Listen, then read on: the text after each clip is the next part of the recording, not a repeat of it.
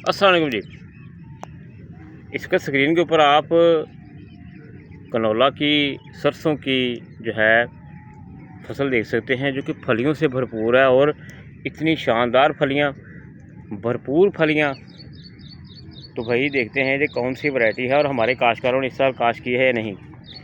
तो काश्तकार भाइयों, ये है जी टीएम कनौला। जी हाँ, ये अयूब रिसर्च की इस वक्त ज़बरदस्त किस्म जो वैरायटी है टीएम कनौला, हम उसके फील्ड में मौजूद हैं। आज हम ये बात करने जा रहे हैं कि हमारे ऐसे काश्तकार हज़रात जिन्होंने इस साल टीएम कनौला काश्त किया है, उन्होंने इस वैरायटी को कैसा पाया है, अखराजात के हवाले से, फसल की जो है जो मैनेजमेंट करने में उन्हें कौन से मसाइल आए, या उनको जो है इससे जो है कितनी प्रोडक्शन हासिल हो चुकी है।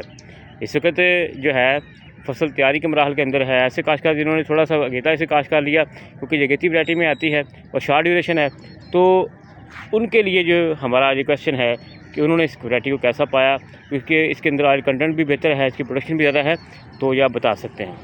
शुक्रिया जी।